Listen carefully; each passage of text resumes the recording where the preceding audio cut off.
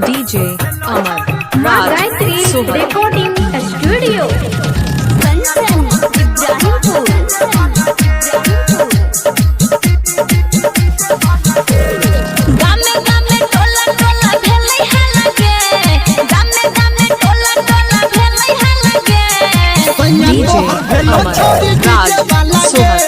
सैया तोहर भेलो छोड़ी डीजे वाला गे जिला मधुबनी दारा भंगा वाला गे जिला मधुबनी दारा भंगा वाला गे सैया तोहर भेलो छोड़ी डीजे वाला गे सैया तोहर भेलो छोड़ी डीजे वाला गे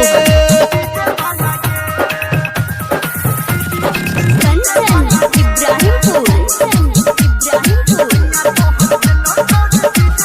खोजे रही जेहन तू भेट गेलोगे तोरा कपार में सैट गेलोगे DJ खोजे रही जेहन तू भेट गेलोगे तोरा कपार में सैट गेलोगे ससुरा में हमरा भेलै है लगे ससुरा में हमरा भेलै है लगे सैया तोरा भेलो छोड़ी डीजे वाला गे सैया तोरा Amar भेलो छोड़ी Raj डीजे वाला Sohan गे I love you Kanchan Ibrahimpur चढ़ल जवानी में ने कर इंतजार वॉल्यूम बढ़ा के छोड़ी करे खूब प्यार Amar Raj Sohan हाँ चढ़ल जवानी में ने कर इंतजार वॉल्यूम बढ़ा के छोड़ी करे खूब प्यार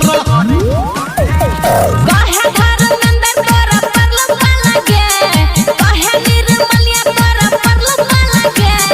सैया तोहर भेलो छोड़ी डीजे वाला गे सैया तोहर भेलो छोड़ी डीजे वाला गे गामे गामे टोला टोला भेलै है लगे गामे गामे टोला टोला भेलै है लगे सैया तोरा भेलो छोड़ी डीजे वाला गे सैया तू पटेला छोड़ी डीजे वाला गे